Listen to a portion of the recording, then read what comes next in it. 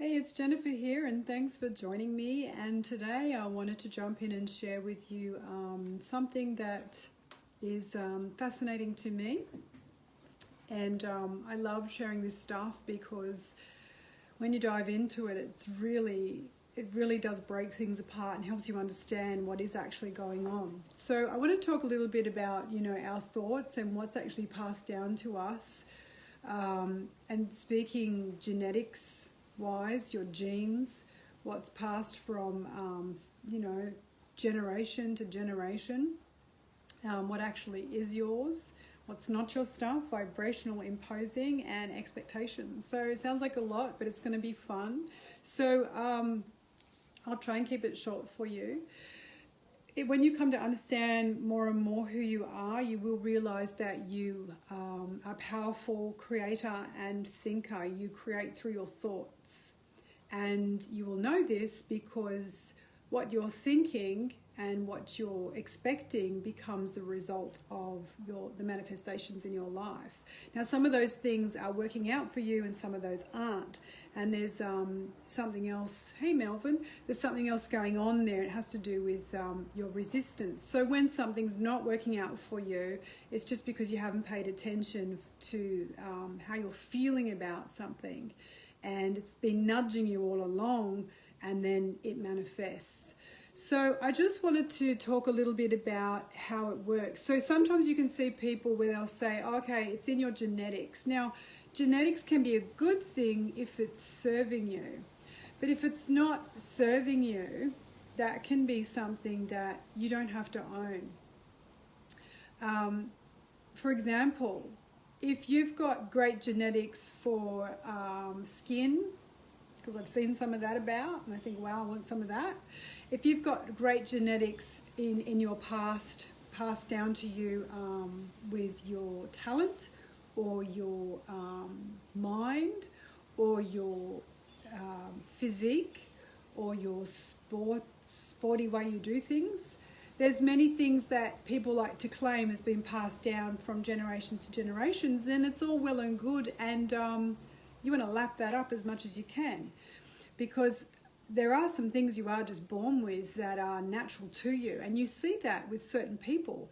But I want to talk a little bit more about this stuff that is unnatural, that is imposed upon you. And what I want to talk about is, say for example, somebody has some kind of disease or illness and it's been generational, there is an expectation that becomes then for that person too. And I want to break that and say, that doesn't have to be. Even if you have something that you believe has been passed down or is generational, you are a powerful thinker. You can actually think your way away from it. You can create away from it. You can create health. So you have to come to realize what is actually my stuff and what is not my stuff. Because everything in the end is self-imposed. So I just want to come back a little bit to when you're born. You're this brilliant, beautiful, amazing, pure vibrational baby. Everybody loves babies. Okay, not everybody, but most of us do. They're beautiful. They're joy, they're love, they've got a clean slate, they're energetic, they're easy to love because they're quite pure. They don't have any resistance much going on in their lives. But they are then surrounded by family where we are surrounded by vibrations. Everything is vibrational, and when you feel into that, you start to pick up. So if a child's born into a family where there's a strong vibration of sport, for example, that baby will either accept that or reject that. And if it takes it on, it can become quite connected to being more sporty and active. And there's an expectation maybe from the parents, and the child's expecting to become that way as well. So the child will pick up on some of those vibrations, and it is up to the child whether it takes it on or not. And some people might say, well, the child doesn't know how to choose. But you have to understand that everything is vibration. And this child is not its first rodeo. It is having these experiences many times over, as we all are. You're not coming here just one time. So it is vibration, and you are picking up on the energy you are surrounded by. So you can choose to accept it or reject it. And you can do that through your feeling. sometimes it can be so strong around you, it's hard not to accept it. And that's where I want to say that's where we pick up and we take on some programming that wasn't really ours, but it was such a strong influence, we take it on. So for example, a mother who worries and worries and worries a lot, that baby will choose to adhere to nothing to worry about, well-being here, everything's wonderful, everything's easy, and really deflect. You will get some children like that. You'll see a parent who's running around like a chook with its head off and the kid's really calm, and you go, how does that work? Because the child is choosing dominantly, I feel good like this, and oh, that's just mum, she's being crazy. But then you can get a child who is choosing to take it on, whether it's conscious or unconscious. It's taking on that energy, and then just the child becomes uptight and stressed. And this is where you do see a lot, not blaming mums, I'm a mum too, but if you're predominantly the carer, this is where you see the energy flows down into the child. So if you're calm most of the time, often your child will be. If you're calm most of the time, often your pets will be. They are an extension of you to a degree. However, we all have choice. We all have skin in the game, so we can choose how we want to feel in any moment. Now, this vibrational stuff that's imposed that may not be your stuff, that you've picked up along the way throughout life, where mum worried a lot and passed some of that on to you, and now you worry a lot, you have a choice now to deflect that. Now, there's nothing wrong with any kind of programming in the sense that it served you. It's helping you to formulate who you are, who you want to become. Because when you know you can change your mind at any time, then you feel empowered. So you're never locked into anything. So if you are carrying some past stuff that is actually not really your stuff, that it was imposed upon you. When I say imposed, we impose it on ourselves because we allow it in, and that can be through default, not by something we've actually been aware of. We've taken it on because we haven't been paying attention. It helps you to know more fully, I don't want that anymore. I don't need to carry that anymore. In fact, this genetic stuff, I've got the power to change it, because they say that, you can spend up to 2 years, rebuild your whole body cellularly. And with the way the energy is moving at the moment, it could even be faster. So you don't have to hang on to anything that's not yours anymore. And it doesn't even matter if it came from someone's thoughts and program they were imposing on you. You don't have to hang on to it anymore. And I just want to talk a little bit about disease. So let's go into that for an example. Let's say someone's third generation is carrying the same illnesses or disease as their parent and grandparent. So there's this expectation. And often what can happen in the medical industry, what they will do, they will see that. And so if there's a grandparent and a parent, they will say more than likely your children will have it. So there becomes this expectation. And the person that is living that will see, well, my parent had it, I've got it, so it's probably more likely that my child will get it. If they think that way, they're starting to impose that and create that and expect that. So it does take someone to blow that off, a strong being that just goes, I'm not accepting that. But it doesn't matter even if they do accept it, because you can reach a point in your life you can say, I don't need to hold on to this anymore. I can find ways to move away from that.